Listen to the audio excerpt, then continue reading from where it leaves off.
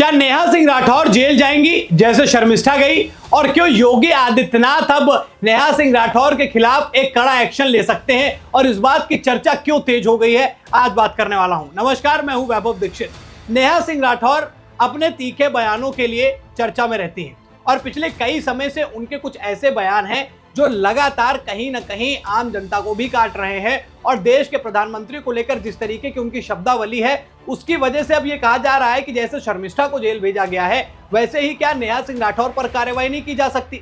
चलिए वो तो बात की बात अलग है, लेकिन अब नेहा सिंह के एक नए पोस्ट ने एक नया बखेड़ा खड़ा कर दिया है। सबसे पहले उस पोस्ट पर भी हम नजर डाल लेते हैं। मेरी स्क्रीन पर दिख रहा है ये ट्वीट जो है वो नेहा सिंह राठौर के एक्स अकाउंट से लिया गया हुआ है। उस पर क्या कहा है उन्होंने?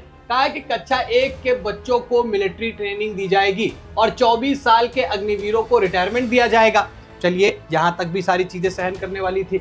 अब ये शब्दावली जरा इनकी सुनिए। 74 साल का बूढ़ा आदमी कुर्सी के लिए सिंदूर से लेकर देश की इज्जत तक नीलाम कर रहा है और मूर्खों की फौज उसे देशभक्त कह रही है। क्या ये बर्बादी नहीं है? ये कह रही है नेहा सिंह राठौर। अब किस खबर पर कह रही है वो भी देखिए। आज तक की एक खबर का स्क्रीनशॉट इन्होंने पोस्ट किया है, ये आप देख सकते हैं।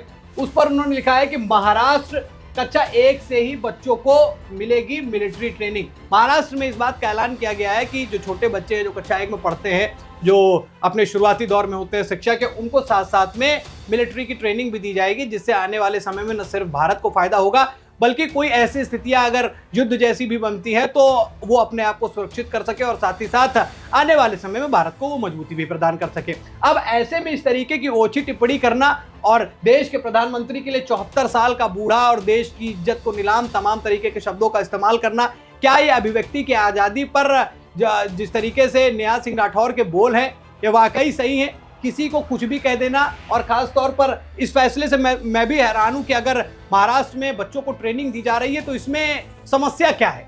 समस्या कुछ नहीं है। समस्या नेहा सिंह राठौर की है कि उनको केवल एक चीज दिख रही है कि कैसे ना कैसे वो बीजेपी का विरोध कर ले, किसी दूसरी अन्य पार्टी से उनको मिल जाए टिकट और वो लड़ ले चुनाव। उनकी वो इच्छा हो गई। वो अब एक राष्ट्र गायिका जो अपने आप को बताती है, एक कवित्री जो अपने आप को बताती है, वो अब वो नहीं रह गई। वो एक राजनीतिक के तौर पर जो है वो अब अपना सारा काम कर रही है और ये साफ नजर आ रहा है कि ऐसी चीजों पर जिससे देश को फायदा हो सकता है, जिससे बच्चे कुछ सीख सकते हो, उस पर भी उनको ओछी टिप्पणियां करनी है। चलिए, अब इसका जवाब खुद पब्लिक ने दिया है। पब्लिक क्या कह रही है, चलिए उस पर भी नजर डाल लेते हैं। सबसे पहले एक ठाकुर साहब के नाम के एक एक्स यूजर ने लिखा कि देशभक्ति डीएनए में होती है। मेरे 3 वर्षीय दोहिता अपने नाना की तरह सेना में जाने को अभी से बेताब है। और ये तस्वीर पोस्ट की है जिसमें एक छोटा बच्चा हाथ में डंडा लिए हुए, सर पर कैप लगाए हुए खड़ा हुआ है। अब इस तरीके की बातें पब्लिक कर रही है। ये कोई किसी अन्य पार्टी या किसी भी नेता द्वारा ये पोस्ट किया गया नहीं, एक आम आदमी द्वारा पोस्ट किया गया ये तस्वीर है, वो मैं आपको दिखा रहा हूँ। वो खुद कह रहा है कि मेरा 3 वर्षीय दोहिता अपने नाना की तरह सेना में जाने के लिए अभी से बेताब है। जुनून तो बचपन से ही लाना पड़ता है ना, क्योंकि ये आर्मी में जाना या देश की सेवा में खड़ा होने, बॉर्डर पर खड़े होने की जो चीज़ें हैं ये कोई बिल्ड तो की नहीं जाती है, इनबिल्ट होती हैं और वो सारी चीज़ें तो बचपन से आती है। इसमें इस तरीके का सवाल करने का क्या मतलब था? खैर, वो उनकी सोच है। आगे एक तस्वीर और मैं आपको दिखाता हूँ। डॉक्टर सत्यम मिश्रा है, इन्होंने पोस्ट किया, आर्मी की ट्रेनिंग नहीं देनी चाहिए लेकिन आतंकवाद की ट्रेनिंग बराबर देनी चाहिए। और नीचे उन्होंने पोस्ट की है पाकिस्तान के ही आतंकवादियों की फोटो, शायद ये उन्हीं के बच्चे होंगे और उनके हाथों में बड़ी बड़ी जो आप देख सकते हैं बंदूकें हैं, AK-47 जैसे बड़े बड़े हथियार हैं। और क्या ये करना सही है? ये नेहा सिंह राठौर कमेंट करके हमें बता सकते हैं कि क्या ये हरकतें जो अन्य देश करते हैं वो सही है, लेकिन देश के अंदर अगर बच्चों को आर्मी की ट्रेनिंग दी जाती है तो वो गलत है। सोच का फर्क है लोगों की। आगे क्या कर रही है पब्लिक, जरा उस पर भी ध्यान दे लेते हैं। अब एक और ट्वीट मैं आपको दिखाता हूं जिसमें रिप्लाई किया गया है कि अब इस शब्द का मैं इस्तेमाल यहां पर नहीं करूंगा क्योंकि ये शोभा नहीं देता है कि मेरे मुंह से एक महिला के लिए इस तरीके के शब्दों का इस्तेमाल किया जाए। उन्होंने लिखा ... औरत, महाराष्ट्र सरकार ने कक्षा 1 से शुरू होने वाले स्कूली छात्रों को बुनियादी सैन्य प्रशिक्षण प्रदान करने के लिए एक नई पहल की घोषणा की है। इस कार्यक्रम का उद्देश्य कम उम्र से ही युवा शिक्षार्थियों के बीच देशभक्ति, अनुशासन और शारीरिक फिटनेस को बढ़ावा देना है। यानी उनको बता रहा है कि भैया इसका फायदा ये है, आप उसका क्यों राजनीतिकरण करने पर तुली हुई हैं? सवाल तो ये, अगर देश की सेना की बात आती है, किसी को इस तरीके से तैयार करने के लिए प्रोत्साहित किया जाता है तो नेहा सिंह राठौर जैसे लोगों को क्या समस्या होती है ये समझ से परे है। अगला ट्वीट देखिए।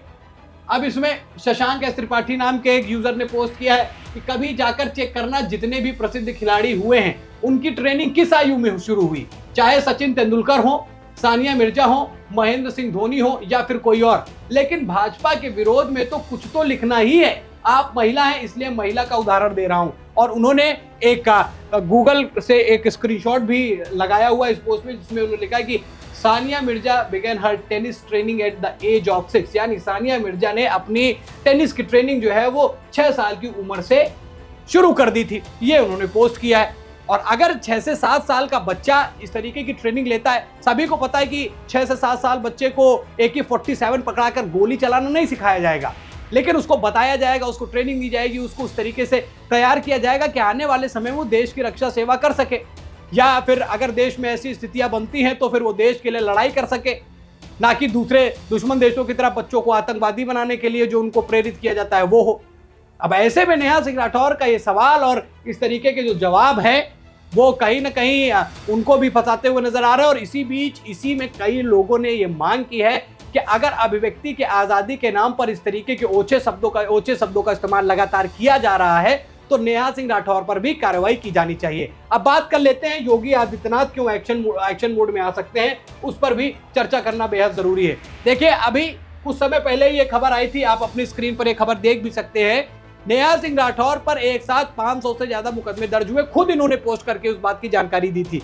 एक साथ 500 से ज्यादा तहरीर जो है वो नेहा सिंह राठौर के खिलाफ दी गई थी कि ऐसे ऐसे शब्दों का इस्तेमाल वो कर रहे हैं। अब ऐसे में जहां शर्मिष्ठा जैसे लोगों पर लगातार एक्शन लिया जा रहा है, पश्चिम बंगाल की सरकार जो है वो 1500 किलोमीटर दूर भेजकर एक 22 साल की लड़की को गिरफ्तार कराती है, तो ऐसे में क्या योगी आदित्यनाथ भी नेहा सिंह राठौर पर एक्शन लेने के लिए तैयार है? क्या वो भी इन जो 500 तहरीर दी गई है उस पर वो नेहा सिंह राठौर को फटकार लगा सकते हैं? क्योंकि नेहा सिंह राठौर, जैसा मैंने पहले बताया, वो भले ही अपने आप को एक लोक गायिका बताती हो, लेकिन अब वो लोगों की नजरों में एक लोक गायिका नहीं बल्कि एक राजनीतिक के तौर पर वो सामने आ गई। उनका सीधा सिंपल सा फंडा, दिन में एक पोस्ट करनी है या चाहे 2 पोस्ट करनी है, उसमें केवल और केवल टारगेट बीजेपी होगी। तमाम अच्छाइयों को किनारे करते हुए ऐसी चीजों को लेकर नेहा सिंह राठौर के जो ट्वीट आते हैं साफ तौर पर दिखाते हैं कि उनकी सोच, उनकी मानसिकता क्या है। देश की सरकार से सवाल करना, मैं भी सवाल करता हूं और बिल्कुल लाजमी भी है, सबका भी अधिकार है कि आप देश की सरकार से सवाल करें। लेकिन ऐसी चीजों में जहां आर्मी की बात आ रही हो, देश की सुरक्षा की बात आ रही हो, देश के प्रधानमंत्री की बात आ रही हो, वहां पर ऐसे ऊंचे शब्दों का इस्तेमाल कितना सही है? आप भी अपनी राय दोस्तों कमेंट में जरूर बताइएगा। और साथ ही साथ ये बताइए, क्या योगी आदित्यनाथ को भी, जैसे पश्चिम बंगाल की जो मुख्यमंत्री है ममता बनर्जी, उन्होंने शर्मिष्ठा पर एक्शन लिया, क्या योगी आदित्यनाथ को भी नेहा सिंह राठौर पर एक्शन लेना चाहिए? कमेंट करके अपनी राय जरूर बताइएगा। खबर में इतना ही। वीडियो को लाइक और शेयर कीजिए, चैनल पर नए हैं तो चैनल को जरूर सब्सक्राइब कीजिए। फिर मिलते हैं नई खबर में, तब तक के लिए धन्यवाद।